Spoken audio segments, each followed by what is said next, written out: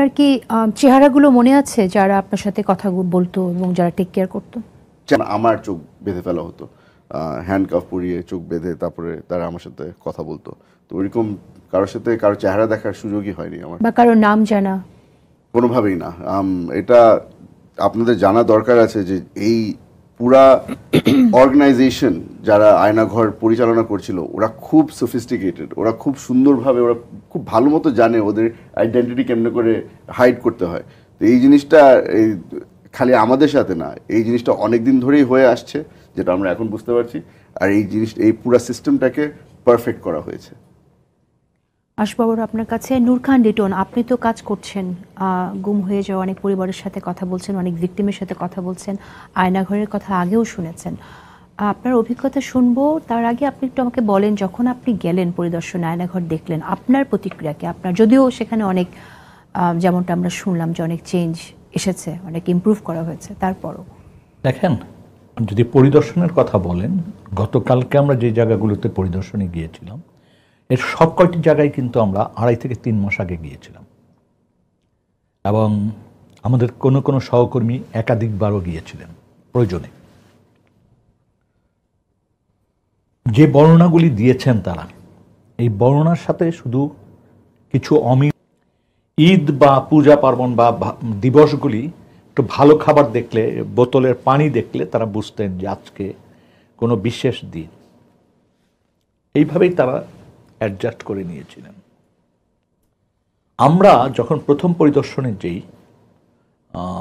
জেআইসিতে, joint interrogation sell, যেটা code and code Aynaghor, তখন আমরা দেখেছি রং করা, নতুন রং করা, অর্থাৎ দেয়ালে আর কোনো লিখন খুঁজে পাওয়ার সুযোগ ছিল না। খুব অস্পষ্টভাবে 2-1টি লেখা, কিন্তু মূলত সব কিছু মুছে ফেলা হয়েছে। তারপরে যে জানাল, এই ওয়ালটা হয়তো ডিস্ট্রয় করে দিয়ে মাপটা বাড়িয়ে দেওয়া হয়েছে, অর্থাৎ 5 ফিট বাই 5 ফিট পাশে এটাকে 10 ফিট বানায় ফেলানো হলো, এরকম দেখেছি। তারপরে অ্যাডজাস্ট ফ্যানের বাইরেও কিছু ফ্যান ছিল যেগুলো আরও আওয়াজ করে ঘুরত, সেই ফ্যানগুলি সরিয়ে ফেলা হয়েছে। তো আলামত বলতে যেটা বোঝায়, অনেক কিছুই পরিবর্তন তারা করার চেষ্টা করেছেন, কিন্তু সব কিছু পরিবর্তন করার পরও কিন্তু যখন ভিকটিমরা গতকাল গেলেন, তারা কিন্তু তাদের অবস্থানকে চিহ্নিত করতে পেরেছেন, শনাক্ত করতে পেরেছেন যে এই জায়গাটিতে। আমার পরিষ্কার মনে আছে গতকালকে হুম্মাম কাদের যেটা বলেছেন, যে আমাকে এখানে চোখ বেঁধে দেন, আমি ঠিকই গোসলখানা বের করে দেব, আমি ঠিকই কোথাও ইন্টারোগেশন রুম আমি বের করে দেব।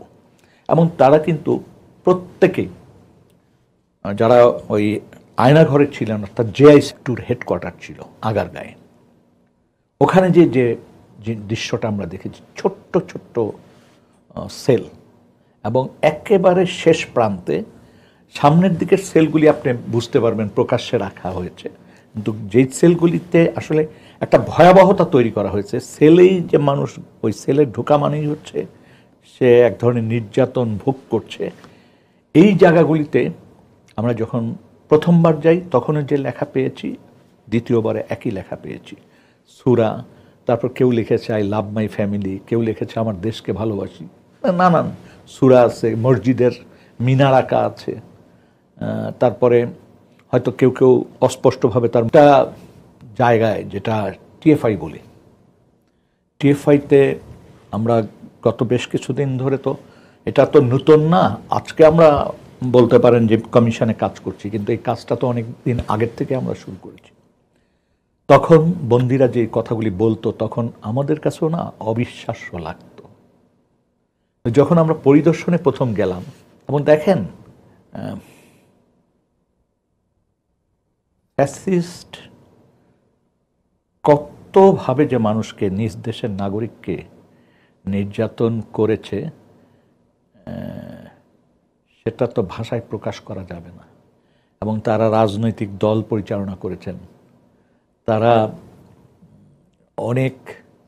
অনেকের জীবনের গৌরবোজ্জ্বল ভূমিকাও ছিল, কিন্তু সব কিছুকে তারা ম্লান করে দিয়েছেন তাদের ফ্যাসিজমকে প্রতিষ্ঠা করতে যেয়ে। এবং কতটা ফ্যাসিস্ট হলে বাবার ফাঁসি মাত্র কয়েকদিন আগে উঠিয়ে নিতে পারে সন্তানকে, এবং সন্তান তার বাবার। শুধু যে নির্যাতন হয়েছে আয়নাঘর বা টিএফআই বা কোনো সিক্রেট, অন্য কোনো সিক্রেট সেলে, তা তো না। এর বাইরেও আমরা অনেক ঘটনা দেখেছি। এখানে এক সংস্থা তথ্য দিয়েছে, আপনার আমার মোবাইল ট্র্যাক করেছে, মানুষের ব্যক্তিগত কথোপকথন রেকর্ড করেছে, ব্যক্তিগত অবস্থান চিহ্নিত করেছে, তারপর সেটা অন্য আরেকটা বাহিনীকে দিয়েছে, সেই বাহিনী তাকে উঠিয়েছে, উঠানোর পর আরেকটা বাহিনীর কাছে দিয়েছে ইন্টারোগেশনের জন্য, সেইখান থেকে আবার দেশের বাইরেও পাঠিয়ে দেওয়া হয়েছে। কতটা ভয়াবহ যে বাংলাদেশ থেকে একটি লোককে গুম করে বছরের 1-2 বছর রাখার পর তাকে নিয়ে আবার বর্ডার এলাকায় নিয়ে যে আরেকটি দেশের বাহিনীর কাছে বা ইন্টেলিজেন্স। কিভাবে ব্যাখ্যা করবেন যে দুই দেশের যৌথ মানবাধিকার লঙ্ঘন? দেখেন, যৌথভাবে গুম করা দুই দেশের, প্রথম হচ্ছে এটা মানবাধিকার লঙ্ঘন এবং এটা গুম, এনফোর্স ডিসঅ্যাপিয়ারেন্সের যে ব্যাখ্যা সেটাই, এবং দুটি দেশের বাহিনী যুক্ত হয়ে যাচ্ছে। আমাদের একটা জিনিস মনে রাখা দরকার, এটা অনেকেই আমরা কিন্তু মিস করে ফেলছি। একটি সময় ছিল যখন সন্ত্রাসের বিরুদ্ধে যুদ্ধ এই নামে প্যাক্ট হয়ে কাজ করত। আমাদের দেশে MI6 কাজ করেছে, আমাদের দেশের ডিজিএফআইয়ের সাথে কাজ করেছে, আমাদের দেশের ডিজিএফআইয়ের সাথে আমেরিকান গোয়েন্দা সংস্থা কাজ করেছে, CIA এবং FBI এবং আরও বিভিন্ন দেশের। এবং আপনার মনে থাকার কথা যে বাংলাদেশ থেকে একাধিক ব্যক্তিকে কিন্তু উঠিয়ে নেওয়া হয়েছে, বাংলাদেশ থেকে উঠিয়ে নিয়ে তাদের বিমান। আপনার কাছে আসবো, এটা খুবই গুরুত্বপূর্ণ একটি টপিক, এটা আমরা ডিসকাস করব আবারও। আমি এর আগে ফয়েজ আহমেদ, আমি আপনার কাছে জানতে চাই যে 6 মাস পরে আয়নাঘর পরিদর্শনে মানে কেন গেলেন? 6 মাস কেন লাগলো? এর আগে আপনারা যখন পরিদর্শনের কথা আসলো, পরিদর্শনে যাবেন, তখন এটা বাধার মুখে পড়লেন। আপনি নেত্র নিউজে আপনি জানেন এই ব্যাপারে, একটা রিপোর্টও হয়েছে। তো বাধাটা কারা দিয়েছিল, এটা কি আপনারা শনাক্ত করতে পেরেছেন? আপনাকে ধন্যবাদ। আমি আপনার এই মূল হোতা কারা ছিল প্রসঙ্গটা বলার আগে একটু বলি যে, ধরেন আপনি যখন দুজন ভিকটিমকে প্রশ্ন করছেন, আপনি বলছেন যে আপনাদের অপরাধটা কি ছিল, মানে বিষয়টা এরকম জাস্টিফাই হয় যে আমি ওটাই বলছি যে কোনো অপরাধ করলে মনে হয় এরকম একটা পরিস্থিতি না। তাদের যদি কোনো অপরাধও থাকে আপনি এই কাজ করতে পারেন, কখনোই করতে পারে না। আর বাধার কথা যেটা বলছেন সেটা আমাদের আসলে ওই অর্থে বাধার বিষয়ে কিছু জানা নেই।